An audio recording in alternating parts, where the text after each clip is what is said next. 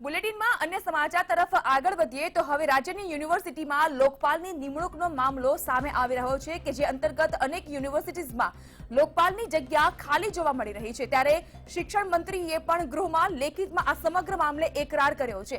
MLA Kirit પટેલના સવાલના જવાબમાં હવે શિક્ષણ પ્રધાન દ્વારા એકરાર કરવામાં આવ્યો છે અને સરકારે જવાબ આપ્યો છે કે લોકપાલ માટે યોગ્ય ઉમેદવાર હજુ રાજ્યમાં ઉપલબ્ધ ન હોવાને કારણે અનેક એવી યુનિવર્સિટીઝ છે કે જ્યાં લોકપાલની જગ્યા ખાલી રહેવા પામી છે। એટલે કહી શકાય કે પ્રશ્નોત્તરી કાળ દરમિયાન એમએલએ કિરીટ પટેલે પણ સવાલ પૂછ્યો હતો રાજ્યની વિવિધ યુનિવર્સિટીઝમાં જે લોકપાલની જગ્યા ખાલી છે તે મુદ્દે। ત્યારે સરકારે એટલે ખાસ કરીને સરકાર તરફથી શિક્ષણ પ્રધાને પણ લેખિતમાં જવાબ આપ્યો અને એકરાર પણ કર્યો છે કે હાલ તો એવી કોઈ વ્યક્તિ નથી કે જે લોકપાલ માટે યોગ્ય કહી શકાય, એટલે કે લોકપાલ માટે યોગ્ય ઉમેદવાર ઉપલબ્ધ ન હોવાને કારણે અનેક એવી યુનિવર્સિટીઝમાં લોકપાલની જગ્યા હાલ તો ખાલી જોવા મળી રહી છે।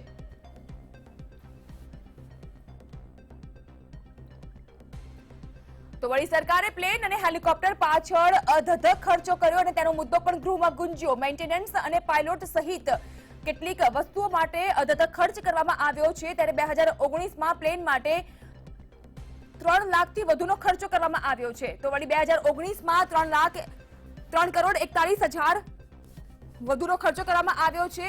2020માં પણ પ્લેન પાછળ અધધ કરોડોનો ખર્ચો કરવામાં આવ્યો છે।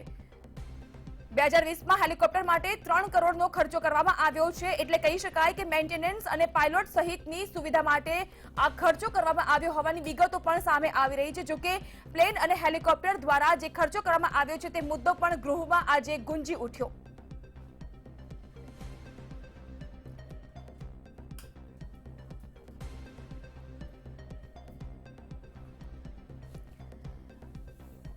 તો જે પ્રકારે વિગતો મળી રહી છે તે મુજબ અમદાવાદ શહેરમાં આરટીઈના પ્રશ્ન મુદ્દે પણ સરકારે ખુલાસો આપ્યો છે।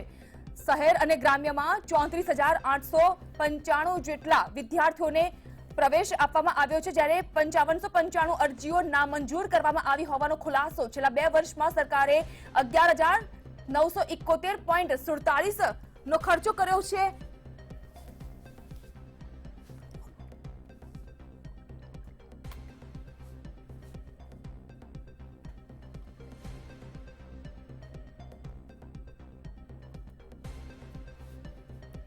હવે જો વાત કરવામાં આવે તો ગીરમાં વન અને પ્રાણી સંવર્ધનનો મામલો પણ અહીં ગુંજતો જોવા મળ્યો। 2 વર્ષમાં કેન્દ્ર અને રાજ્યએ ફાળવ્યા છે 10,823.84 લાખ, વન્યજીવન સંરક્ષણ અને સંવર્ધન માટે ફાળવવામાં આવ્યા છે 10,332.84 લાખ જેટલા આ સમગ્ર કાર્યપદ્ધતિમાં વપરાયા હોવાની વિગતો પણ સામે આવી રહી છે।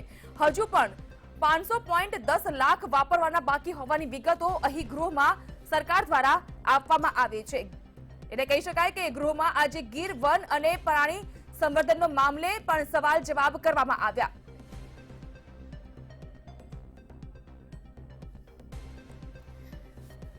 ત્યારે વિધાનસભા ગૃહમાં આજે સત્રનો ચોથો દિવસ અને પ્રશ્નોત્તરી કાળ દરમિયાન વિપક્ષ દ્વારા કેટલાક પ્રશ્નો કરવામાં આવ્યા અને સરકાર દ્વારા તેનો જવાબ અને એકરાર પણ કરવામાં આવ્યો। ત્યારે આ સમગ્ર મામલે વધુ જાણકારી આપી રહ્યા છે અમારા સંવાદદાતા સોનલ અનડકટ। સોનલ, જો આજે પ્રશ્નોત્તરી કાળની વાત કરવામાં આવે તો વિવિધ મુદ્દે સરકારને ઘેરવાનો પ્રયત્ન પણ કરવામાં આવ્યો છે। પછી એમાં પ્લેન હોય, હેલિકોપ્ટર હોય, ગીર સંવર્ધન મુદ્દો હોય, પ્રાણી સંગ્રહાલયનો મુદ્દો હોય કે પછી અધધ કરોડનો ખર્ચો કરવામાં આવ્યો હોય, લોકપાલની નિમણૂકનો મુદ્દો હોય, શું વધુ વિગત મળી રહી છે આ સમગ્ર મુદ્દે?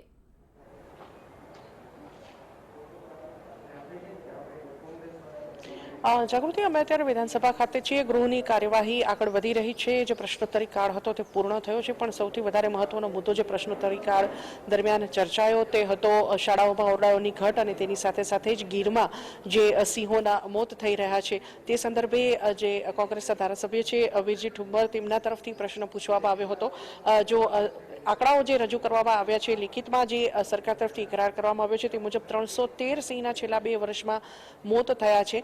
આ સંદર્ભે ખાસ વીરજી ઠુમ્મર તરફથી એવી રજૂઆત કરવામાં આવી હતી કે જે મોત થયા છે સિંહોના, તેને કુદરતી મોત ગણવામાં આવે છે, પણ વાસ્તવમાં જે મારણ તેને મળી રહેવું જોઈએ તે મળતું નથી। જે માલધારીઓ અત્યાર સુધી ગીરમાં વસવાટ કરી રહ્યા હતા તે જે રીતે ગીરને અત્યારે આગળ પ્રવાસન સ્થળ તરીકે વિકસાવવાની નીતિ આગળ વધારવામાં આવી રહી છે તે અંતર્ગત માલધારીઓ જે છે તે ગીરમાંથી હિજરત કરી રહ્યા છે। તેના કારણે થઈને થઈને માલધારીના જે પશુઓનું મારણ અત્યાર સુધી મળતું હતું તે હવે મળી નથી રહ્યું સિંહોને, અને તેના કારણે થઈને બહારથી જે મારણ નાખવામાં આવે છે ગીરમાં તે મારણ સિંહો ખાય છે, અને તેના કારણે થઈને સિંહોનું મોત વધારે પડતું થઈ રહ્યું છે. આવો આક્ષેપ સીધો જ તેમણે વીજી ઠુમ્મર તરફથી કરવામાં આવ્યો હતો, અને તેમણે આ સંદર્ભે સ્પષ્ટતા પણ માંગી હતી કે આ પ્રકારે જે બહારનું મારેલું જે પ્રાણીઓ છે તેને નાખવામાં આવે છે ગીરમાં, અને તેને ખાવાથી જે રીતે કુદરતી રીતે સિંહોના મોત થાય છે તેને એકચ્યુઅલી કુદરતી મોત તરીકે ગણવામાં આવે છે, પણ વાસ્તવમાં તે અકુદરતી મોત હોવાનો જે આક્ષેપ છે તે વીજી ઠુમ્મર તરફથી કરવામાં આવ્યો હતો. અને આ સંદર્ભે સરકાર કેટલી ગંભીર છે તેવો પ્રશ્ન પણ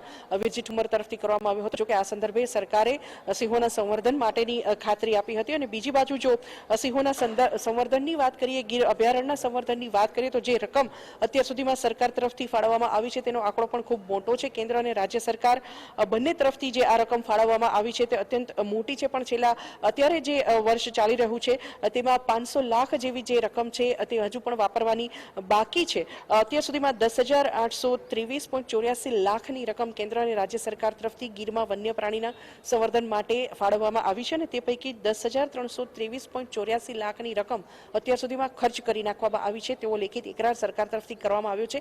ત્યારે પ્રશ્ન એ થાય છે કે જો આટલા મોટા પ્રમાણમાં સરકાર તરફથી રકમ વાપરવામાં આવી છે, રાજ્ય અને કેન્દ્ર સરકાર બંને જ્યારે ગીરના સંવર્ધન માટે આટલા ગંભીર છે, તો પછી છેલ્લા 2 વર્ષમાં 313 સિંહના મોત થયા કેવી રીતે? આ પ્રશ્ન પણ અહીંયા થયા વગર રહેતો નથી. અને જે રીતે અત્યાર સુધીમાં આંકડાઓ સામે આવ્યા છે, હજુ પણ 500 લાખની જે ગ્રાન્ટ છે તે હજુ વાપરવાની બાકી છે, કેમ કે હજુ વર્ષના 3 મહિના બાકી રહ્યા છે. માર્ચમાં વર્ષ પૂર્ણ થાય છે, પણ જે રીતે અત્યારે આંકડાઓ સામે આવી રહ્યા છે 313 સિંહના મોત અને બીજી બાજુ સરકારને સંવર્ધનની વાતો, એટલે આ બંને જે વાતનો તાલમેલ છે તે બેસી નથી રહ્યો. સરકાર પોતે જ પોતાના આંકડાઓની સાથે કહી શકાય કે સહમત નથી થઈ રહી. એક બાજુ 313 સિંહના મોત અને બીજી બાજુ હજુ પણ 10,323 લાખની જે ગ્રાન્ટ છે તે વાપરવાની વાત સામે આવી રહી છે. એટલે બંને વાતો ડિફર થઈ રહી છે. સરકારે આ બંને વાતો લેખિતમાં જવાબ આપેલા છે. સાથે સાથે જ અત્યારે ગૃહની કાર્યવાહીમાં જે શાળાઓના નો મામલો પણ સામે આવ્યો હતો કે જે સરકારી સ્કૂલોમાં ઓરડાઓની ઘટ હજુ પણ ચાલી રહી છે, અને બીજી બાજુ સરકાર શિક્ષણની વાત કરી રહી છે. યુનિવર્સિટીઓની જો વાત કરીએ તો હજુ પણ